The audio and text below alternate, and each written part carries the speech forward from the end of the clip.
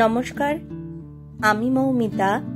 আমার কবিতা পাঠ চ্যানেলে আমার সকল শ্রোতা বন্ধুকে আন্তরিক শুভকামনা জানিয়ে আজকের গল্প পাঠ শুরু করছি। আজ আপনাদের পড়ে শোনাব সুবোধ ঘোষের লেখা একখানি অসাধারণ ছোট গল্প। গল্পের নাম শুক্লা নবমী। শুনতে থাকুন গল্প শুক্লা নবমী।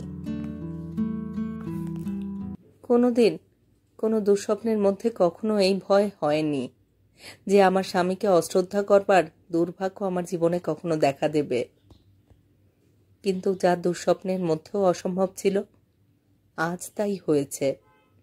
বুঝতে পারছি স্বামীকে অশ্রদ্ধা করছি, না করে পারছি না। সে মন আজ আমার নেই। সত্যি সত্যি দেবতা বলেই তো একদিন মনে হয়েছিল তাকে, আমার এই স্বামীকে, যাকে আপনারা আজও বলবেন আইডিয়ালিস্ট চারুবাবু, যিনি আজকাল সকালবেলায় এবং সন্ধেবেলায় একটি করে টিউশনি করে নিজের জীবন ধারণ করছেন এবং আমাকেও ভাত কাপড় দিয়ে বাঁচিয়ে রাখবার চেষ্টা করছেন। সকালেই হোক আর সন্ধেতেই হোক, টিউশনি সেরে যখন ক্লান্ত হয়ে বিষণ্ণ শুকনো মুখ নিয়ে স্বামী আমার ঘরে ফেরেন, তখন হেঁসেলের দুয়ারে বসে তার দিকে একবার তাকিয়ে দেখি। হাত মুখ ধোয়ার জলটুকু এগিয়ে দিতে অথবা একটা হাত পাখা তার হাতের কাছে তুলে দিতে পারি না, ইচ্ছে করলেও পারি না। এসব যে খুশি মনে করি কিংবা খুশি হই তা মোটেই সত্য নয়। স্বামীকে শ্রদ্ধা করতে পারি না বলে নিজেকেও যে ক্ষমা করতে পেরেছি তা নয়। নিজের উপর বেশ ঘেন্নাই হয়, রাগও করি, মনটা পুড়ে যায়। তবু সেই আগের মতো হাত পাখা নিজের হাতেই তুলে নিয়ে স্বামীর কাছে গিয়ে দাঁড়াতে পারি না। হাসি মুখে কথা বলা দূরে থাক, স্বামী যদি হাসি মুখে আমার দিকে তাকান তবুও প্রসন্ন হতে পারি না। পারি না, কারণ আর সহ্য করতে পারি না।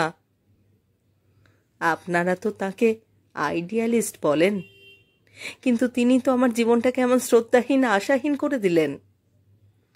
আমাকে ভাত কাপড় দেবার চেষ্টা করছেন, কিন্তু দিতে পারছেন কই? কেন এমন দশা হলো? কে এই দশার জন্য দায়ী? তিনিই দায়ী। শুধু ভাত কাপড় কেন, আমার জন্য কার্সিয়াংয়ে একটা শৌখিন বাড়ি করে দেওয়ার সামর্থ্য তার ছিল। বিয়ের রাতে বাসর ঘরে তিনি যখন প্রথম আমার হাত ধরেছিলেন, তখন তার হাতে দুটো হীরের আংটি দেখেছিলাম। বিয়ের আগেই শুনেছিলাম মস্ত বড় লোকের ছেলের সঙ্গেই আমার বিয়ে হচ্ছে।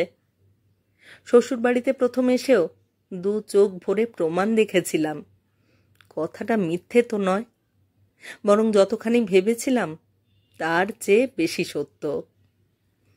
বাপের এক ছেলে আমার স্বামী, গঙ্গার ধারে মস্ত বড় তার পৈতৃক বাড়ি। ঘরের আসবাবপত্রের দামই হবে 50,000 টাকার উপর। লাইব্রেরিতে 5,000-এর চেয়েও বেশি বই, দাম 20,000 টাকার চেয়ে বেশি। লোহার সিন্ধুকে এক গাদা কোম্পানির কাগজ দেখেছিলাম। দেখেছিলাম আমার স্বর্গীয়া শাশুড়ি ঠাকুরানীর সোনার জড়োয়া গহনার একটা স্তূপ। ব্যাংকের পাস বইও দেখেছিলাম 7-8টি। কোথায় গেল সেসব? সবই গেছে আপনাদের আইডিয়ালিস্ট চারুবাবুর আদর্শবাদের অনাচারে, ছিন্ন ভিন্ন হয়ে, ধুলো হয়ে, লুপ্ত হয়ে। আজ আমাকে নিয়ে তিনি থাকেন শালকিয়া বাজারের কাছে একটা গলির ভেতরের 20 টাকা ভাড়ার একটা বাড়িতে, যে বাড়িতে আমার বাপের বাড়ির টেরিয়ার কুকুরটা 7 দিন থাকলেও ঘেন্নায় মরে যাবে। স্বামীর আমার কোনো খারাপ খেয়াল নেই। আপনারা এই বিষয়ে যতখানি নিঃসন্দেহ, আমি তার চেয়েও বেশি। বড় লোকের ছেলে হয়েও মদের বোতল তিনি বোধহয় জীবনেও চোখে দেখেননি, সিগারেটও খান না, এমনকি জর্দা দিয়ে একটা পান খেতেও তার আপত্তি আছে। আর একটা যে সন্দেহ অনেক স্ত্রী তাদের স্বামী সম্বন্ধে না করে পারেন না, সে সন্দেহের লেশমাত্র কারণও খুঁজে পাওয়া যায় না আমার স্বামীর চরিত্রে। শুধু আমি কেন, আপনারাও সবাই জানেন, পরিচিতা বা অপরিচিতা মেয়েদের সম্বন্ধে আলোচনায় ও আচরণে তিনি কত সংযত আর শ্রদ্ধাশীল। কিন্তু সবচেয়ে প্রগল্ভ তার আদর্শবাদ। এক একটা দেশ সেবা, সমাজ সংস্কার, শিক্ষা উন্নয়ন, স্বদেশী এবং হেন তেন নানা প্রকার আদর্শের উৎসাহে বিরাট পৈতৃক সম্পদের সব শেষ করে দিয়ে আজ কোথায় এসে দাঁড়িয়েছেন এবং কি করছেন দেখুন। এতটা আমি আশঙ্কা করিনি। এখনো স্বীকার করতে আমার কোনটা নেই। প্রথম প্রথম স্বামীর সব স্বদেশী ব্রত এবং দেশ সেবা এবং রাজনীতির ব্যাপারে তার আগ্রহ উৎসাহ দেখে আমি মুগ্ধই হয়েছিলাম। দেবতার মতোই তাকে মনে হতো তার সুন্দর চেহারার চেয়ে তার মনের ভিতরটা আরও কত বেশি সুন্দর। দেখেছিলাম একদিন বিয়ে হবার মাস কয়েক পরে, মাঘ মাসের শীতের রাত্রে হঠাৎ গায়ের লেপ টেনে ফেলে দিয়ে উঠে দাঁড়ালেন। বললেন, ললিতা, দেখো তো আমার টেবিলের দেরাজে কিছু টাকা পয়সা আছে কিনা। দেখে এসে বললাম, আছে, 300 টাকা আছে। দাও। দেরাজ থেকে টাকা এনে দিলাম। স্বামী তখনই বের হয়ে গেলেন। ঘরের জানালার কাছে ঠায় দাঁড়িয়ে রইলাম। রাগ হচ্ছিল, চোখে জল আসছিল এবং একটা সন্দেহের সঙ্গে সঙ্গে ঘেন্নাও আসছিল মনের ভিতরে। বড় লোকের ছেলে টাকা নিয়ে মাঝরাতে ঘর ছেড়ে বাইরে চলে যায়। এ কি সত্যি সেরকম বড় লোকের ছেলে? আমার কপালে কি সেই অভিশাপ এসে লাগলো? শেষ রাত্রে ফিরে এলেন আমার স্বামী, আপনাদের আইডিয়ালিস্ট চারুবাবু। নিজের থেকেই বললেন। নিজের উপর কেমন একটা ঘেন্না হলো হঠাৎ, তাই না গিয়ে পারলাম না। ব্যাপারটা এই, শীতের রাতে লেপ দিয়ে আরামে শুয়েছিলেন স্বামী। হঠাৎ ঘুম ভেঙে মনে পড়ল বাগদি পাড়ায় বাচ্চা বাচ্চা দুধের ছেলেগুলো এই শীতে শুকনো কলা পাতার গাদার উপর ঘুমিয়ে রয়েছে। সন্ধ্যাবেলা বাড়ি ফেরবার সময় নিজের চোখেই এই দৃশ্যটা দেখে এসেছিলেন। মনে পড়তেই আর থাকতে পারলেন না। টাকা নিয়ে বাজারে গিয়ে বিনয় সাহার ঘুম ভাঙিয়ে তার দোকান থেকে এক গাদা কম্বল কিনে নিয়ে বাগদিপাড়ার ঘরে ঘরে বিলিয়ে দিয়ে তারপরে ফিরে এলেন। স্বামী হাসছিলেন। তার মুখের দিকে তাকিয়ে আমার মনের ভিতরে কি যে হচ্ছিল তা আজও আমার মনে আছে। ইচ্ছে করছিল তার বুকের ভিতর মুখ আর চোখ গুঁজে দিয়ে দেখতে চেষ্টা করি যেখানে লুকিয়ে আছে এমন সুন্দর সোনার মতন একটা মন। ইচ্ছে করছিল পায়ে লুটিয়ে পড়ে প্রণাম করি, কিন্তু আমাকে আমার মনের আনন্দ আর আবেগ প্রকাশের সুযোগ না দিয়েই তিনি আগে আমার হাত ধরে প্রশ্ন করলেন, কিন্তু তুমি এরকম জেগে বসে আছো কেন? কি মমতা ছিল তার সেই অনুযোগের মধ্যেও। কিন্তু আজ কই? আজ আমি যখন জ্বর ভরা গায়ে এক বাটি পান্তা ভাত দুর্ভিক্ষ পীড়িত কাঙালের মতো শুধু পোড়া লঙ্কা দিয়ে মেখে গিলে গিলে খেতে থাকি, তিনি একবার তাকিয়ে দেখেন শুধু। একজোড়া শুকনো ঠান্ডা আর বেদনাহীন চোখ। তাকিয়ে দেখেই তার ছেঁড়া খদ্দরের কামিজটা গায়ে চড়িয়ে টিউশনি করতে অথবা কোনো এক আদর্শ করতে বের হয়ে যান। আর আমি একা ঘরে বসে আমার জীবনের অভিশাপের হিসেব করতে থাকি। আমার স্বামীর উপর আমার এই অশ্রদ্ধাকে আপনারাও হয়তো ক্ষমা করতে চাইবেন না, বলবেন আমি বড় অসহিষ্ণু, স্বামীর উপর আমার সমবেদনা নেই। আপনারা বলবেন চারুবাবুও তো কিছু স্বর্গসুখ উপভোগ করে বেড়াচ্ছেন না, তিনিও তো আপনার মতো মাঝে মাঝে পান্তা ভাতেই ক্ষুধা মিটিয়ে নিচ্ছেন এবং তার জন্যে কারোর বিরুদ্ধে অভিযোগ করছেন না। আপনারাও আদর্শের দোহাই দিয়ে বলবেন চারুবাবুর স্ত্রী ললিতার মনটা ঠিক সহধর্মিনীর মন নয়। স্বামীর জীবনের দুঃখের ভাগ সমানভাবে গ্রহণ করতে যে স্বীকার না করে তাকে কি জানি তাকে সহধর্মিনী বলা যায় না। কিন্তু আপনারা সে খবরটা জানেন কি, যে খবরটা কোনো খবরের কাগজে বের হয়নি, কিংবা আমিও আমার স্বামী কোনো দিন বন্ধু বা প্রতিবেশীর কাছে কখনো মুখ ফুটে বলতে পারিনি। আমার পল্টু মারা না গেলে আজ তার বয়স হতো 13 বছর, কিন্তু আপনাদের এই কলকাতা শহরেই 3 বছর আগে ঠিক যেদিন আপনারা নানা জায়গায় বুদ্ধ পূর্ণিমার অনুষ্ঠান উৎসব করছেন, ঠিক সেই দিন আমার কোলের ওপর শুয়ে থেকেই সে চোখ বন্ধ করল। স্বামী আমার বুদ্ধ পূর্ণিমার অনুষ্ঠানে বক্তৃতা সেরে ঘরে ফিরে এসেই দেখলেন পল্টু ঘুমিয়ে পড়েছে চিরকালের মতো। আপনাদের চারুবাবুকে অনেক উদ্বেগ থেকে মুক্তি দিয়ে বিদায় নিল পল্টু। আর ডাক্তার ডাকতে হবে না, ডাক্তারের ফি জোগাড় করবার জন্য দুশ্চিন্তা করতে হবে না, শূন্য পকেট নিয়ে এক দোকান থেকে অন্য দোকানে বৃথা আর ওষুধ অন্বেষণ করে ফিরতে হবে না। পল্টুর বয়স তখন 10 বছর। ছেলেটা ভুগছিল 2 বছর থেকে। যেদিন শালকিয়ার এই গলিতে এসেছি সেই দিন থেকে। আপনারা জানেন না পল্টুর জন্য ডাক্তার যে টনিক আর ফুডের ফর্দ করে দিয়েছিলেন।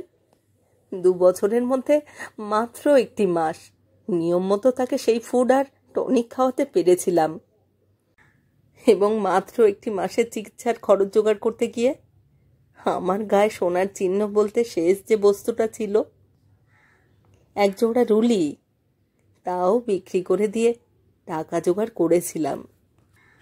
এক কথায় বলতে পারি আমার পল্টুর চিকিৎসা হয়নি।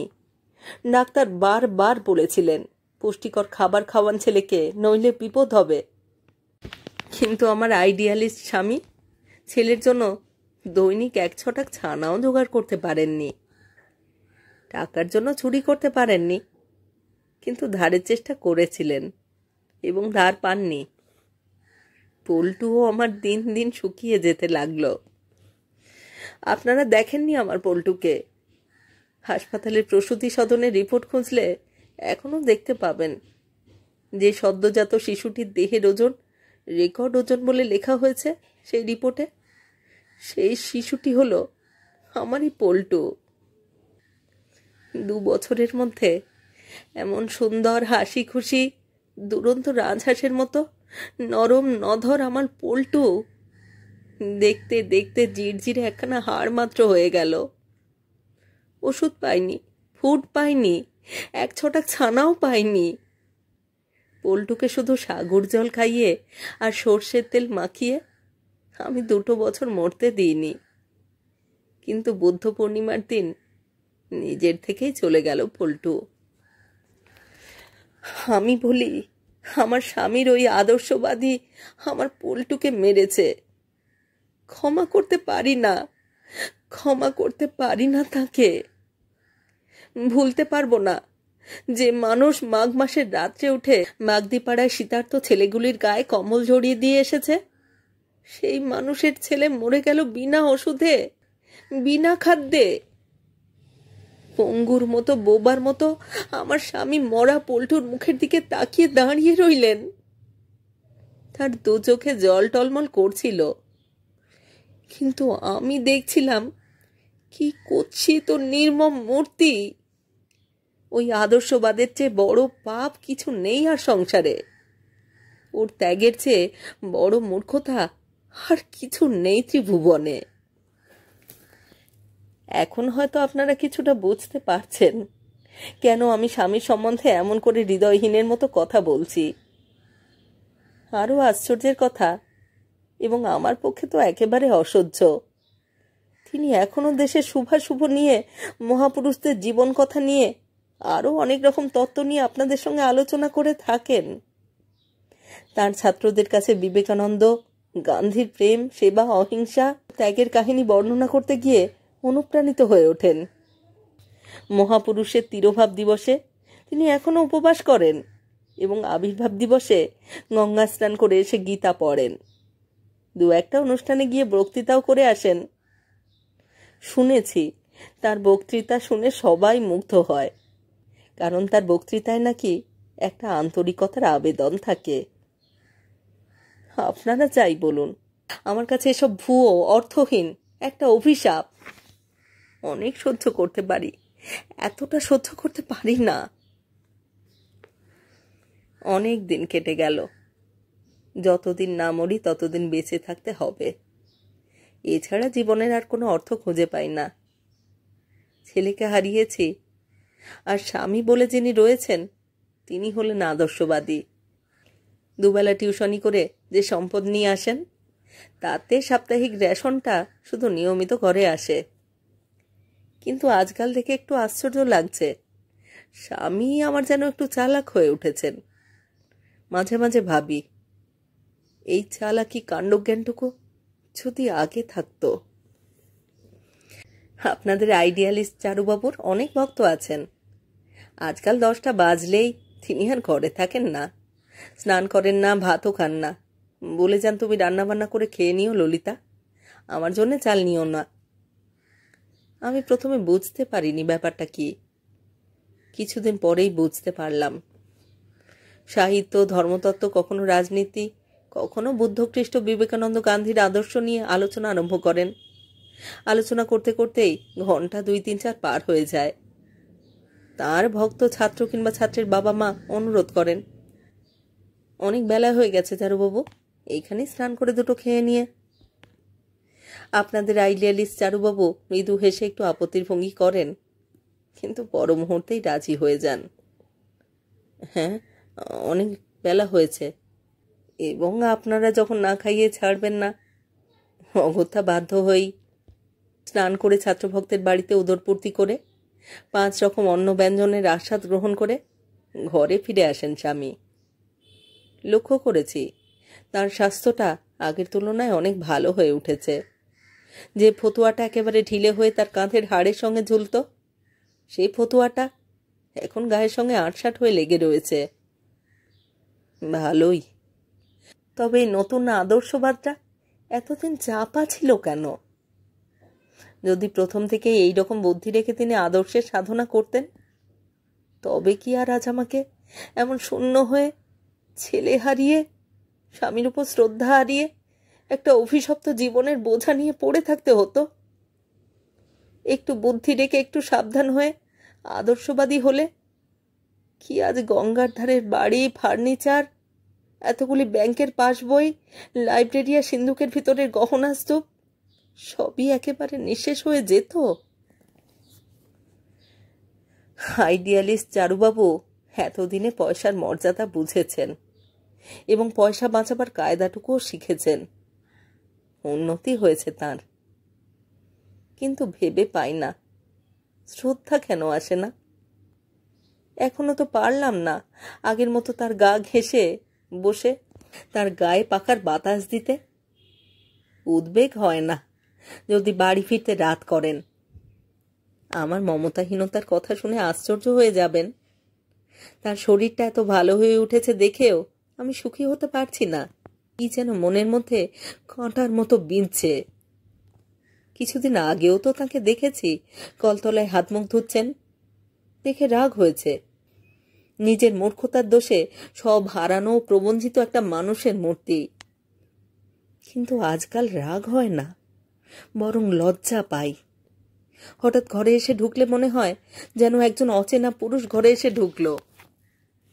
বড় লোকের ছেলে, 2 আঙুলে হীরের আংটি, সেই অনেক দিন আগেকার একটা সুন্দর তরুণের মূর্তি আমার মনে আছে। আমার স্বামী আপনাদের আইডিয়ালিস্ট চারুবাবু, আর সেদিনও দেখেছি ছেঁড়া খদ্দরের চাদর গায়ে দিয়ে বুদ্ধ পূর্ণিমার দিন অনুষ্ঠান ছেড়ে ঘরের ভিতরে এসে দাঁড়ালেন। সেও তো আপনাদের আইডিয়ালিস্ট চারুবাবু। কিন্তু আজ তো আমার 2 চোখের দৃষ্টিতে অভ্যস্ত সেই চিরপরিচিত মূর্তির কোনোটি দেখতে পাই না। ছাত্র ভক্তের বাড়িতে পেট পুড়ে সুখাদ্য খেয়ে হৃষ্টপুষ্ট চারুবাবু ঘরে ফেরেন। ভেঙেছে তার সেই জোর, গেছে তার সেই চোখের জল, হীরের আংটি গেছে, কিন্তু মৃত ছেলের দিকে তাকানো, বুক নিংড়ানো বেদনার অশ্রু জলও গেছে। অতীতকে ভুলে গেছেন। দুবেলা পেট ভরা খাওয়ার লোভ ও কৌশলবাদের কাছে হারিয়ে গেছে তার বলিষ্ঠ দারিদ্র্যের আশীর্বাদ। আজ বুঝতে পারছি, সত্যি সত্যি মনের গোপনে স্বামীর জন্য যে 1 কণা ভালোবাসা সোনা ছিল, এতদিনে আমার গায়ে সোনা শেষ চিহ্ন রুলি দুগাছির মতো, তাও শেষ হয়ে গেল। আপনাদের কাছে এখনো হয়তো আইডিয়ালিস্ট সেজে ঘোরাফেরা করেন আমার স্বামী, কিন্তু আমি তো জানি কি সর্বনাশ হয়ে গেছে এমন একটা কঠিন মানুষের আত্মার। 1 বার নয়, 2 বার নয়, কতবারই তো দেখেছি মরতে ভয় করেন না আমার স্বামী। অনেক ঘটনার কথা জানি, অনেক ঘটনার কথা শুনেছি। জলে ডোবা মানুষকে তুলতে গিয়ে, বসন্ত রোগীর সেবা করতে গিয়ে, সত্যাগ্রহের সময় ঘাতক সৈনিকের উদ্যত রাইফেলের সম্মুখে এগিয়ে গিয়ে অনেকবার জীবন বিপন্ন করেছেন তিনি। সেই মানুষ আজ বাঁচতে চাইছেন। প্রাণের জন্য কি অদ্ভুত দরদ!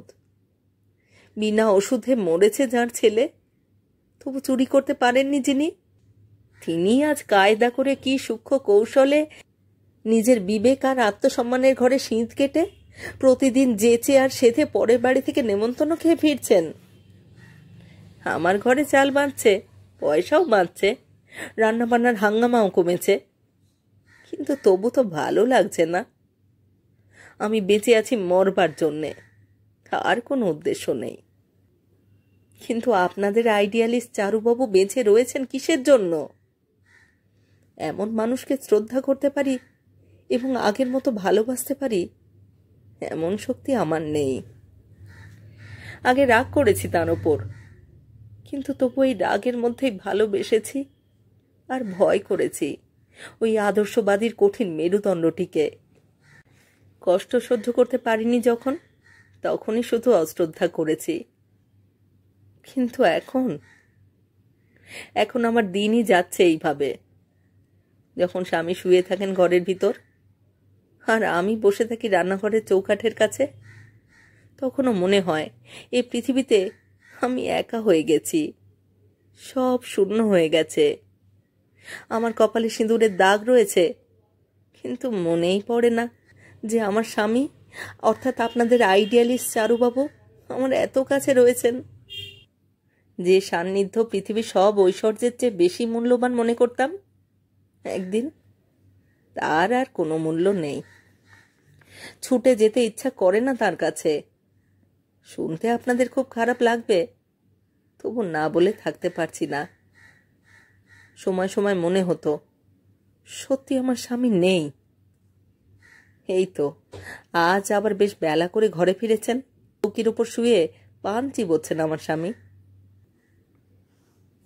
কিন্তু পরের বাড়ি গিয়ে যেচে ভাত খেয়ে তার উপর আবার পান খেয়ে ঘরে ফিরতে পারে এমন একটা চরিত্রকে তো কখনো আমি আমার স্বামীর মধ্যে দেখিনি। এই তো আমার জীবনের চেহারা। শূন্য হয়ে গিয়েও জ্বলছি। আজ বুঝতে পারি এতদিন অশ্রদ্ধা করেছিলাম আমার স্বামী নামের মানুষটিকে নয়, তার আদর্শকে। আজ তার সেই নিষ্ঠুর আদর্শবাদ নেই এবং স্বামীর ওপর খুশি হয়ে উঠবারই কথা আমার। কিন্তু কই, খুশি হওয়া দূরে থাক, আমার স্বামী আছে বলেই মনে হয় না। এ কি ভয়ানক জ্বালা! নিজেকে ধিক্কার দিই, সইতে পারি না। এতদিনে আমার স্বামীর অর্থাৎ আপনাদের আইডিয়ালিস্ট চারুবাবুর মেরুদণ্ড ভেঙেছে, কিন্তু আমার মনে হচ্ছে আমার এই দুঃখ দীর্ণ অভিশপ্ত জীবনে যে একটা মাত্র অহংকার শেষ পর্যন্ত ছিল, তাও আর চূর্ণ হয়ে গেছে। শালকিয়ার গলির এই জীর্ণ শীর্ণ ও আলো বাতাসীন গৃহজীবনকেও সহ্য করেছি।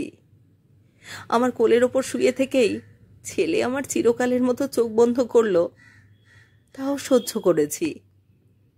আপনাদের আইডিয়ালিস্ট চারুবাবু ছেঁড়া কামিজ গায়ে দিয়ে টিউশনি করতে বের হয়ে গেছেন, তাও সহ্য করেছি। সহ্য করতে কষ্ট হয়েছে তা কেউ জানে না, কিন্তু আজ আর সহ্য করতে পারি না। এক এক সময় ভাবি, কেন ঘরে ফিরে আসেন আপনাদের চারুবাবু?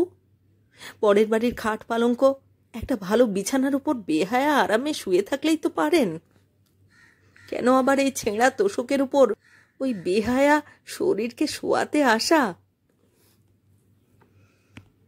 চলছে দিন, যদিও একে চলা বলে না। আজ বোধহয় শুক্লা নবমী, যদিও শ্রাবণ মাস, তবুও আকাশে ঘন ঘটা নেই এবং সন্ধেটাও এখনো শেষ হয়নি। রান্নাবান্না করিনি, উনি বাড়ি না আসা পর্যন্ত রান্না চড়াই না। কারণ আজকাল আবার রাত্রিবেলাটাও কোথাও কোনো ভক্ত ছাত্র, বড়লোক আত্মীয়, খুব চেনা বা অল্প চেনা বন্ধুর বাড়িতে। এবং বলতে লজ্জায় মরে যেতে ইচ্ছে করে, শিয়ালদা স্টেশনের উদ্বাস্তুদের রিলিফ শিবিরেও ঢুকে পড়ে এবং ভাত খেয়ে পরিতৃপ্ত মনে ঘরে ফেরেন। তাই সন্ধ্যাবেলাটাও আমি আর রান্না চড়াই না। দুমুঠো চাল ডাল জলে ভিজিয়ে রাখি, আর হেসেলের চৌকাঠের কাছে বসে পৃথিবীর মতো সন্ধ্যের অন্ধকারে গা ঢাকা দিয়ে সেই ভেজানো চাল ডালি চিবই। কারণ আমাকে বাঁচতে হবে যতদিন না মরে যাই। কলতলায় নবমীর চাঁদের আলো এসে ছড়িয়ে পড়েছে। মনেও পড়েছে আজকের দিনটা হলো আমাদের বিয়ের দিন। চৌকাঠের কাছে বসেছিলাম, কিন্তু মুহূর্তের মনের ভুলে যেন একটা অন্য পৃথিবীতে আর একটা অন্য যুগে চলে গেলাম। শ্রাবণের নবমী, চারিদিকে ধূপ এবং চন্দনের গন্ধ, শাঁখও বাজছে, লোকের ভিড়, কত হাসি আর কলরব। উঠোনের ওপর আলপনা। সমস্ত জগৎ সংসার আমাকে উলুধ্বনি দিয়ে ঠেলে নিয়ে গিয়ে একটি সুন্দর মুখের সামনে তুলে ধরল। ধন্য হলাম। জীবন আমার অমৃতে স্পর্শ পেল সেই দুটি স্মিত চক্ষুর দৃষ্টিতে। শব্দ শুনে চমকে উঠলাম। দরজা ঠেলে ভিতরে ঢুকলেন আপনাদের চারুবাবু। আমার দিকে একবার চকিত তাকিয়ে ঘরের ভিতরে গিয়ে শুয়ে পড়লেন। কি অদ্ভুত শুকনো হাসিহীন ও প্রাণহীন একজোড়া চোখের দৃষ্টি! এ কি সেই চোখ? মুহূর্তের মধ্যে আমার শুক্লা নবমীর চাঁদ ওই নোংরা কলতলায় আছাড় খেয়ে মরে গেল। শুনতে পেলাম এবং বুঝতে পারলাম বমি করছেন আমার স্বামী। শুনেছিলাম বড়লোকের ছেলেরা রাত্রিবেলায় বাড়ি ফিরে বমি করে। কেন করে তাও শুনেছিলাম। তবে কি স্বামী আমার আবার নতুন করে বড়লোক হলেন? আগেও তো বড়লোক ছিলেন, কিন্তু তখন তো এভাবে রাতের বেলায় ঘরে ফিরে বমি করেননি। যাই হোক, কিছুই আশ্চর্য নয়। বড়লোকের এঁটো খেয়ে বাড়ি ফিরলেও বোধহয় বমি করতে হয়। কোথায় গিয়ে কি খেয়ে এসেছেন জানি না। হয় গুরুভোজন হয়েছে, নয় বড়লোকের এঁটো গেলাসের কোনো ঘৃণ্য বস্তুবান করে এসেছেন। ললিতা, আপনাদের আইডিয়ালিস্ট চারুবাবু ডাকলেন আমাকে। বড় কষ্ট হচ্ছে ললিতা, একবার কাছে এসো। স্বামীর কথা শুনতে পেলাম, বমি করছেন আবার তাও শুনতে পেলাম। কিন্তু মাফ করবেন আপনারা, আমার নির্মমতার কথা শুনে রাগ করবেন না। স্বামীর ডাক শুনেও আমি তার কাছে যেতে পারলাম না। প্রচণ্ড একটা ঘৃণা এসে আমার সব শক্তি, বিবেচনা, কর্তব্যবুদ্ধি ও দায়িত্বজ্ঞান লুপ্ত করে দিল। স্বামী নিজেই উঠলেন, কলতলায় গিয়ে মুখ ধুয়ে নিলেন। জল তুলে নিয়ে এসে নিজেই ঝাঁটা দিয়ে ঘর পরিষ্কার করলেন। তারপর এক গ্লাস জল খেয়ে শুয়ে রইলেন। আমি শুয়ে রইলাম হেসেলের দাওয়ায়। আমি বুঝতে পারলাম সত্যি স্বামী নয়, যেন একটা অপরিচিত পুরুষ এসে ঘরের ভিতরে শুয়ে রয়েছে। নিজের উপরেও কম ঘেন্না হয়নি। ইচ্ছে হচ্ছিল নিজের এই চোখের মুখের উপর এক শিশি অ্যাসিড ঢেলে দিই। কদর্য ও কুৎসিত হয়ে যাক ইহজীবনের মতো, কেউ যেন চিনতে না পারে ললিতাকে। বাপমার আদুরে মেয়ে আর আপনাদের আইডিয়ালিস্ট চারুবাবুর সেই প্রাণের জিনিস ললিতাকে। আপনাদের আইডিয়ালিস্ট চারুবাবুর আদর্শ চুলোয় গেছে, আর ললিতার ভালোবাসাও শ্মশানে গেছে। শালকিয়ার গলিতে একটা ঘরে থাকে একজন পুরুষ আর একজন স্ত্রীলোক। এছাড়া আর আমাদের জীবনের অন্য কোনো পরিচয় নেই। এক এক সময় ভাবি মরবো তো শিগগির, খুব বেশি দেরি নেই।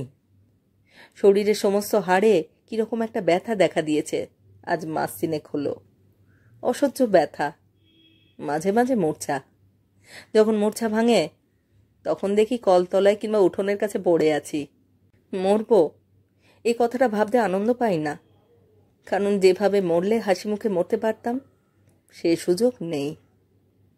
জীবনের সেই শুক্লা নবমীর প্রথম উৎসবের দিনটিতে, যেদিন আপনাদের চারুবাবুকে প্রথম দেখেছিলাম, সেদিনও যদি একটি কথাও না বলে তার চোখের সামনে মরে যেতাম, ভালোই লাগতো বোধ হয়। কিন্তু আজ আর তেমন সুখের মরণ কল্পনা করতেও পারি না। স্বামীর কোলে মাথা রেখে মরবার ছাদ আর নেই। বোধহয় খুব বেশি নিষ্ঠুরের কথার মতো শোনাচ্ছে আমার কথাগুলি, কিন্তু না বলে থাকতে পারছি না। মরব তো ঠিকই, কিন্তু মরবার সময় আপনাদের চারুবাবুকে কাছে পাবো কি? কাছে থাকলেও তিনি আমার মাথাটা কোলে তুলে নেবেন কি? সবচেয়ে বড় ভয়, স্বামীর কোলে মাথা রাখতে আমার ভালো লাগবে কি? আজ হাড়ের ব্যথাটা বড় বেশি বেড়েছে। স্বামী চলে গেছেন সকালবেলায় টিউশনি করতে। আজ আর আমি রাঁধব না, রান্না করবার শক্তি নেই, ইচ্ছেও নেই। আসল কথা হলো, রাঁধবার মতো আজ ঘরেও কিছু নেই। রেশন আনা হয়নি। স্বামীকে রেশন আনতে বলেছিলাম, তিনি বললেন টাকা নেই, বলেই বের হয়ে গেলেন। শুয়েছিলাম হেসেলের চৌকাঠের কাছে। বেলা হয়েছে। বাসনওয়ালা হাঁক দিয়ে নতুন বাসন ফিরি করতে বের হয়েছে। শুনতে পাচ্ছি কলতলায় কাকের দল মিছিমিছি এসেছে। এক কোনা ভাতের দানাও কলতলায় নেই। কতক্ষণ শুয়েছিলাম জানি না। মুখের ওপর রোদ পড়তেই উঠে বসলাম। বুঝলাম দুপুরও পার হয়ে গেছে। ভাবছি স্নান করব। খোঁপা ভেঙে চুল এলিয়ে দিয়ে গায়ের আঁচল নামিয়ে হাত পা ছড়িয়ে রোদের মধ্যে বসলাম তেলের বাটি নিয়ে। হঠাৎ স্বামী এসে ঘরে ঢুকলেন। চমকে উঠলাম। আঁচলটা গায়ে জড়াবারও সময় পেলাম না। রাগে গা জ্বলে উঠল। বলতে যাচ্ছিলাম, বের হও, এদিকে এসো না। এবং সত্যি সত্যি দু চোখের দৃষ্টি বিষিয়ে নিয়ে তার দিকে তাকালাম। স্বামী তার কাঁধের উপর থেকে ছেঁড়া চাদরটা তুলে নিয়ে দাবার উপর ছুঁড়ে ফেলে দিলেন। তারপর চেঁচিয়ে উঠলেন, কুসংস্কার, যত সব কুসংস্কার। আমার মুখে যে ধিক্কারের ভাষাটা এসেছিল সেটা আর বেজে উঠল না। স্বামীর চিৎকারে মাথা পেলাম। কিন্তু কিসের কুসংস্কার? স্বামীর চোখের দৃষ্টিটা অস্বাভাবিক রকমের। মুখটা শুকনো, যেন একটা জ্বরের জ্বালায় ছটফট করছেন। চেঁচিয়ে বললেন, টাকা আছে? শুনে ঘেন্না হলো। উত্তর দিলাম না। কিন্তু তিনি তেমনি চেঁচিয়ে বললেন, সোনা টোনা কিছু আছে? মনে মনে হাসলাম, কথা বললাম না। কতক্ষণ চুপ করে অন্যদিকে মুখ ফিরিয়ে বসেছিলাম তা জানি না। স্বামীও নিঃশব্দে এসে দাঁড়িয়েছিলেন। লোকটা সামনে থেকে এখনো সরে যাচ্ছে না। বিরক্ত হয়ে তার মুখের দিকে তাকালাম। শিউরে উঠলাম। তার দুটো চোখে বড় বড় দুটো জলের ফোঁটা চিকচিক করছে। ঠিক এমনিভাবেই তাকিয়েছিলেন তিনি সেদিন পল্টুর মুখের দিকে, যেদিন পল্টু নিষ্প্রাণ হয়ে আমার কোলের উপর শুয়েছিল। কথা বললাম, জিজ্ঞেস করলাম, কি হয়েছে?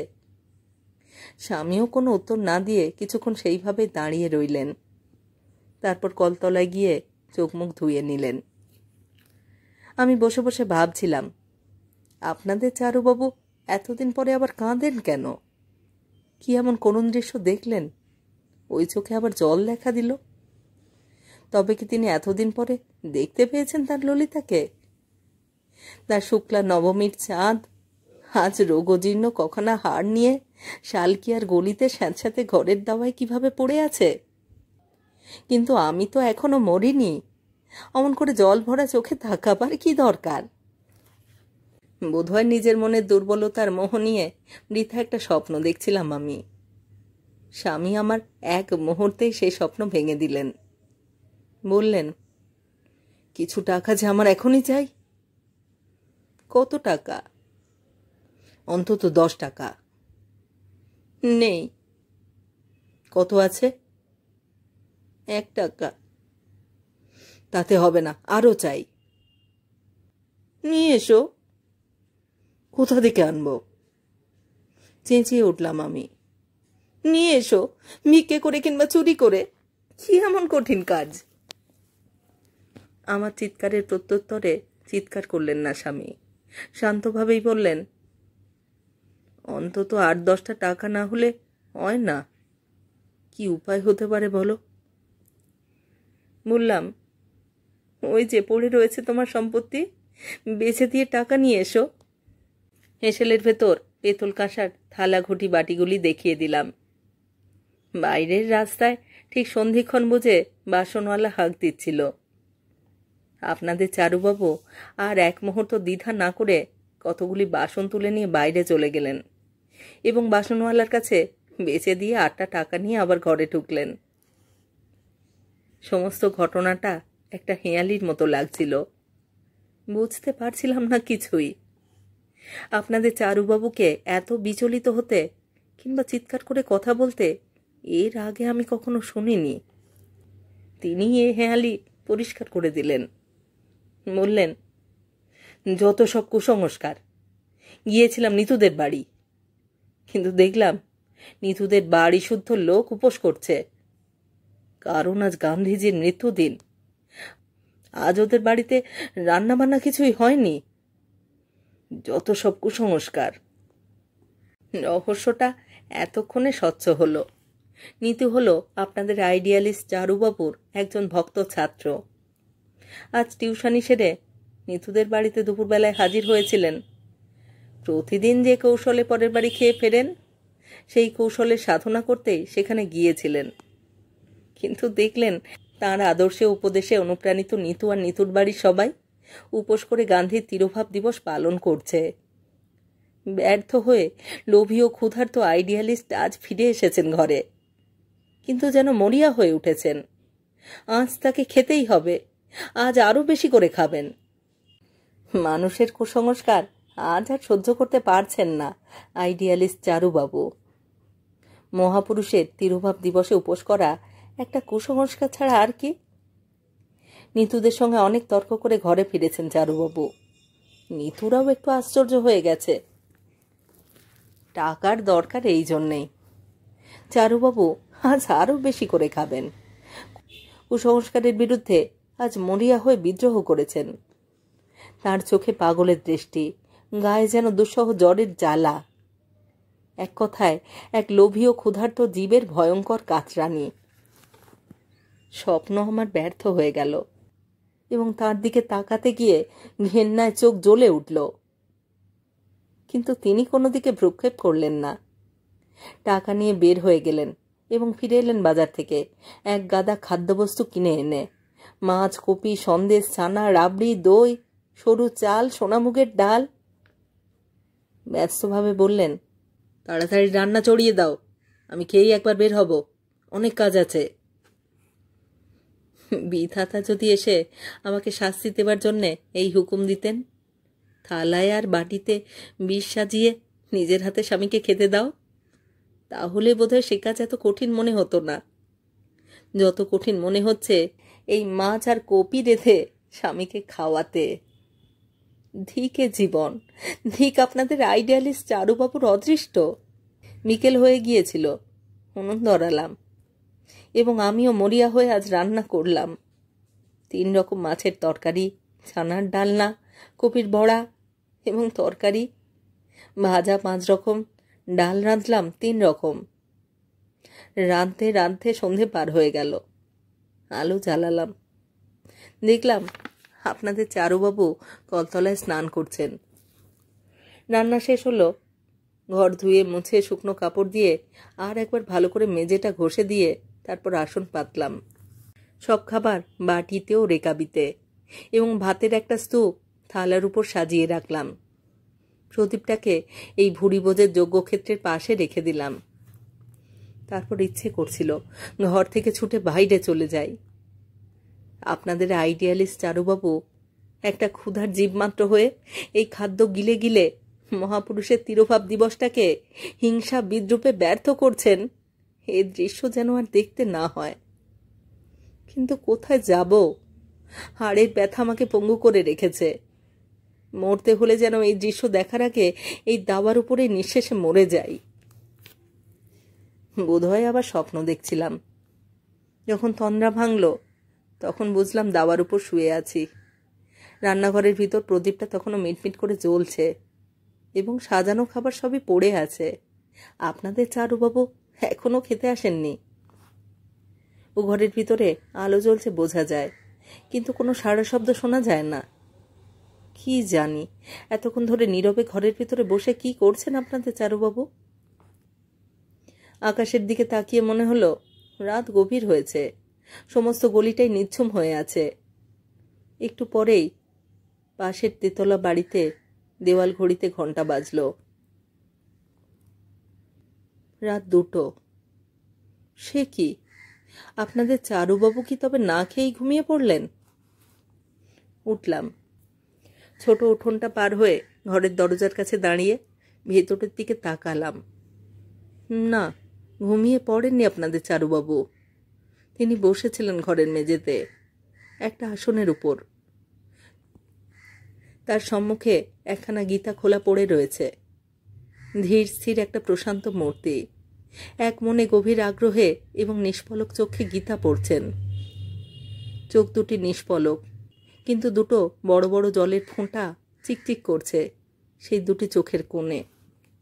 ভয়ে ভয়ে শুধু একবার বললাম, অনেক রাত হয়েছে, খেয়ে নাও। আপনাদের চারুবাবু উঠলেন না, কোনো উত্তর দিলেন না। গীতা বন্ধ করে আবার চোখ মুছে বসে রইলেন। তবে কি তিনি সত্যিই আজ উপোস করবেন? মহাপুরুষের তিরোভাব দিবসে সম্মান রাখবেন? তবে এই ভয়ানক খাই খাই কাণ্ড করলেন কেন? এ কি নিজের হাতে নিজেরই আত্মার উপর কষাঘাত, কিংবা জীবনের সবচেয়ে দুঃসহ দুঃখের সঙ্গে একটা পাগলামি, অথবা অভিমান? মা মরা ছেলে মানুষ যেমন মায়ের উপর অভিমান করে। শেষ পর্যন্ত উঠলেন না, খেলেনও না আপনাদের চারুবাবু। আজ ঘরে খাবার আছে, অনেক আছে, এবং নানা রকম আছে, অন্তত আজকের দিনটার মতো। তবু খেলেন না। যা ছিল না তাই এইভাবে আছে করে নিয়েছেন, নইলে বোধহয় উপোস করে শান্তি পাচ্ছিলেন না। কিন্তু সত্যি কি তাই? কাছে এগিয়ে গিয়ে সোজা তার চোখের দিকে তাকালাম। আমাকে ওভাবে দেখে একটু যেন বিব্রতভাবে ভয়ে ভয়ে বললেন, কিছু মনে করো না। ঘরে খাবার না থাকলে সত্যি সত্যি তো আর ব্রতের উপোস হয় না। তাই? হ্যাঁ, তাই। আর তাকে কথা বলতে হয়নি, কারণ আমি আর তাকে বলতে দিইনি। কারণ দেখতে পেয়েছি এক অসহায় নিশের ভগ্নব্রত জীবনের জ্বালা কোথায় জ্বলছে। তারপর কি হয়েছিল সব মনে নেই, শুধু এইটুকু জানি যে সে রাত্রি ভোর হবার আগে ঘুম ভেঙেছিল। বুঝলাম স্বামীর বুকের কাছে মাথা রেখেই শুয়ে আছি। ঘরের ভেতর প্রদীপটা তখনও জ্বলছিল। মনে হলো শুক্লা নবমীর চাঁদ থেকে এক মুঠো আলো এসে পড়েছে আমার জীবনের বাসর ঘরে। স্বামীর মুখের দিকে একবার তাকালাম, দেখলাম ইনি তো সেই। সকাল হলে বিছানা ছেড়ে উঠলাম। হেসেলে ঢুকতেই দেখলাম বিড়ালে সব খাবার খেয়ে চলে গেছে। তার পরের ঘটনাগুলি আপনাদের শোনাবার আর প্রয়োজন হবে না। আমি বেঁচে আছি মরবার জন্য, এবং বিশ্বাস করি স্বামীর কোলে মাথা রেখে যদি মরি তবে সে মরণ বড় সুখেরই হবে।